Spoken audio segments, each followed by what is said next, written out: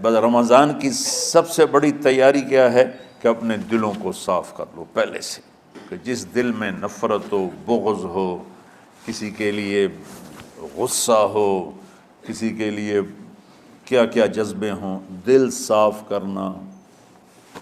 ہمارے گھروں میں روزانہ جھاڑو ہوتا ہے، یہاں مدرسے میں روزانہ صفائی ہوتی کہ نہیں ہوتی؟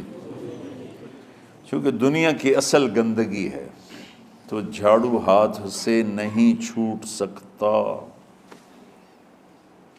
حرم شریف میں دیکھا کیسے چاروں طرف خدام پھر رہے ہوتے ہیں برش لے کر، تو دل پہ غبار ایسے آتا ہے جیسے صحن میں غبار آتا ہے، دل پہ گندگی ایسے آتی ہے جیسے صحن میں آتی ہے۔ تو ہم نے نظام بنایا ہوا ہے، لوگ مقرر ہیں وہ روزانہ جھاڑو دیتے ہیں۔ تمہارا دل ایک آنگن ہے، ایک صحن ہے، اس میں بغض، نفرت، حسد، پتہ نہیں کیا کیا گندگیاں آئیں گی اور آتی رہیں گی۔ بچوں ایک کام کرو، جھاڑو پکڑ لو، صاف کرو۔ یا اللہ معاملہ تجھ سے کرنا ہے، لوگوں سے نہیں۔ کسی نے برا کہا، کسی نے غیبت کی، کسی نے گالی دی، کسی نے دھکا دیا، کسی نے حق مارا، کسی نے کچھ کیا، یا اللہ تیرے سپرد میں نے اپنے دل کو سب سے صاف کیا، میں نے اپنے دل کو سب سے صاف کیا۔ یہ اتنی بڑی عبادت ہے کہ بڑے بڑے نفلوں والے، تہجد والے، حج عمرے روزے والے تمہیں نہیں پکڑ سکیں گے، چونکہ اس کا کرنے والا دنیا میں کوئی نہیں۔ نفل پڑھنے والے تو بے شمار ہیں، عمرے کرنے والے بے شمار ہیں، علماء بے شمار ہیں، حاجی بے شمار ہیں، سخاوت کرنے والے بے شمار ہیں، لیکن اس ٹکڑے کو صاف کرنے والا لاکھوں میں ایک بھی نہیں ہے۔ مشکل کام ہے، آپ یہ سیکھ لیں، صاف کرو، صاف کرو، صاف کرو۔ یہ رمضان کی سب سے بڑی تیاری اور علم کو حاصل کرنے کی سب سے بڑی چابی ہے کہ اپنے دل کو کھلا کر لو۔ کوئی چیز خالی ہوگی تو کچھ آئے گا۔ جس دل میں بغض بھرا ہو، نفرت بھری ہو، حسد بھرا ہو، کینہ بھرا ہو، اس میں خاک آئے گا، اس میں تو علم کی ایک کرن بھی نہیں آئے گی۔ اس زبان سے چاہے جتنے مرضی موتی بکھیرے، دل اس کا اندھا ہوگا۔ لا تعمى الابصار ولكن تعمى القلوب التي في الصدور۔ یہ آنکھوں سے اندھے نہیں، دل سے اندھے ہیں۔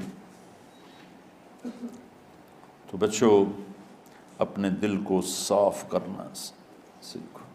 وہ کتنی مشہور حدیث ہے، آپ نے کہا اس دروازے سے ایک جنتی آ رہا ہے۔ تو ایک انصاری صحابی داخل ہوئے، جوتا ہاتھ میں، داڑھی میں وضو کا پانی۔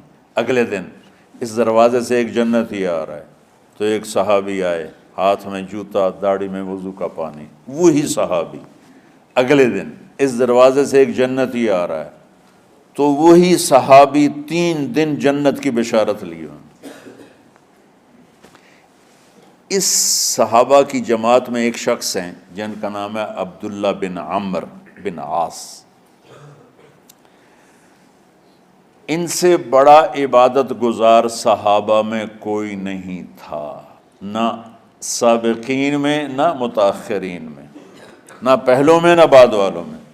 ان کی عبادت کیا تھی؟ ساری رات جاگنا، سارے دن کا روزہ، اور ایک ختم قرآن صبح سے شام تک۔ اتنی اللہ نے طاقت دی تھی۔ پھر وہ غلوب والی بات آ گئی، ایکسٹریم ہونے والی بات آ گئی۔ ان کی شادی والی رات حجلہ عروسی میں داخل ہو رہے ہیں، دلہن کے کمرے میں داخل ہو رہے ہیں، اور مصلی بچھا کے اللہ اکبر، اور دیر نفل تے نفل، دیر نفل تے نفل۔ تو ان کی بیگم نے دیکھا تو وہ بھی خیر کا زمانہ تھا، انہوں نے بھی وضو کیا اور پیچھے مصلی بچھا کے وہ بھی فجر تک نفل پڑھتے رہے۔ صبح ہوئی تو حضرت عمرو بن عاص رضی اللہ عنہ نے پوچھا، بیٹی رات کیسی گزری؟ کہا جی ماشاءاللہ آپ کے بیٹے تو بڑے عبادت گزار ہیں، ساری رات نفلوں میں ہی گزری۔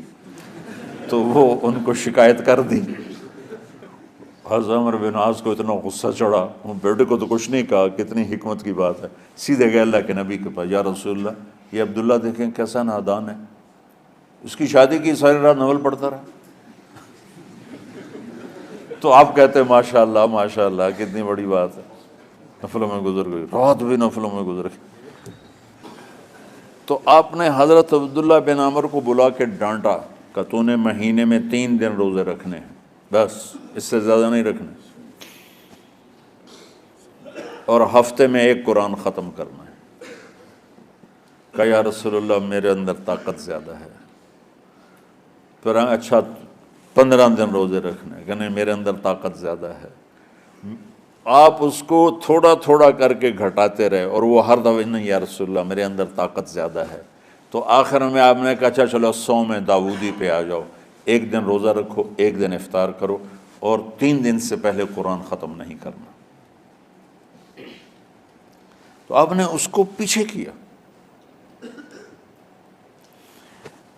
یہ بیٹھے تھے اس محفل میں، ان کے دل میں آیا کیا یہ بزرگ مجھ سے زیادہ عبادت کرتا؟ رات میں ساری جاگتا ہوں، دن روزہ رکھتا ہوں، 1 ختم کرتا ہوں، تو جنت کی بشارت تو مجھے ملنی چاہیے تھی، ان کو کیسے مل رہی؟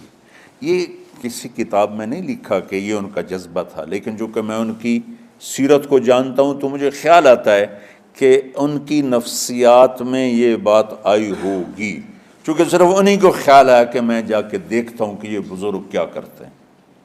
تو ان کے پاس پہنچ گئے، چاچا ذرا، وہ ادھیڑ عمر تھے، چاچا وہ میرے ابا تھوڑے ناراض ہیں، تو کچھ دن آپ کے پاس گزارنا ہوگا، بیٹا بسم اللہ آ جاؤ۔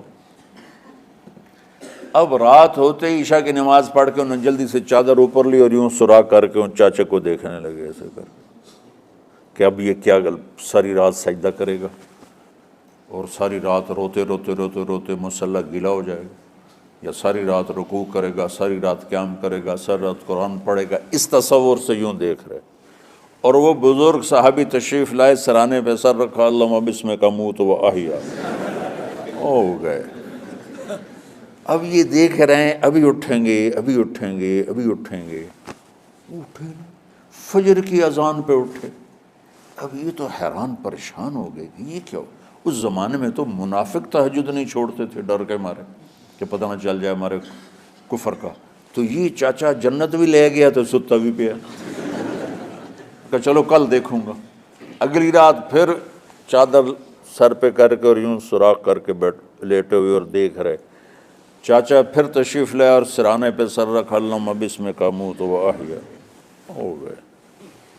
فجر کی اذان پہ اٹھے، یہ اور پریشان ہو گئے کہ میرا نبی کا فرمان تو سچا ہے، اس میں تو شک بھی کفر ہے، لیکن عمل کیا ہے جس پر اس کو جنت کی بشارت ملی؟ 2 رکعت نفل بھی نہیں۔ اور آج کے دور میں تم میں سے ماشاءاللہ اکثر بچے تہجد پڑھتے ہیں کہ 1 رات اور دیکھوں گا، تیسری رات اللہم بسمک اموت و احیا، ہو گئی ساری رات۔ تو تیسری رات پھٹ پڑے عبداللہ بن عمر، کہنے گے چاچا میری ابا سے کوئی لڑائی نہیں تھی، 3 دن میں تیرے بارے میں سنتا رہا، جنتی جنتی جنتی۔ میں دیکھنے آیا تھا کہ آپ کیا کرتے ہیں، آپ تو کچھ بھی نہیں کرتے ہو، ساری رات سوتے رہتے ہو، اب کیا کرتے ہو؟ میں نے کہا بیٹا یہی ہے جو تم نے دیکھا ہے۔ اب ان کو سمجھ میں نہیں آ رہا کہ یہ جوڑ کیسے بٹھاؤں، ادھر جنت کی بشارت، ادھر ساری رات خراٹے، اب یہ اس میں جوڑ کیسے بٹھاؤں، کیونکہ نبی کی بات تو غلط ہو نہیں سکتی۔ تو اب وہ نا ایسے نا بڑے بے دل سے ہو کر واپس مڑے، پتہ نہیں کی چکر ہوئے گی کوئی گل۔ جب وہ دروازے تک پہنچے تو کہنے لگے بیٹا ادھر آنا، واپس آ گئے۔ کہا میں تمہیں اصل راز کی بات بتاتا ہوں۔ کہا کیا ہے کیا ہے؟ تو یہاں ہاتھ رکھا، کہا یہ جو دل ہے نا اس میں کسی انسان کی نفرت نہیں۔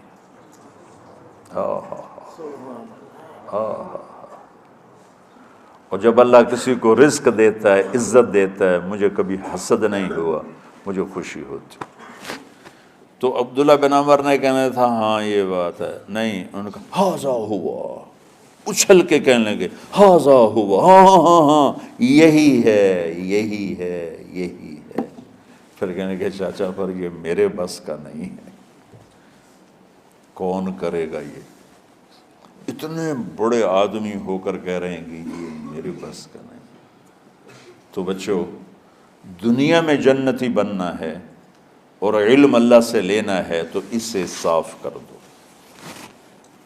سب کی نفرت سے۔ سب، اس نے مجھے یہ کیوں کہا، اس نے مجھے یوں کیوں دیکھا، اس نے میرے بارے میں یوں کیوں کہا، اس نے میرے بارے میں یہ کیوں لکھا۔ جس کی تعریف ہوتی میری کتنی برائی ہوتی، صرف تعریف تو نہیں ہوتی، بھرا پڑا سوشل میڈیا مجھے گالیاں دیں۔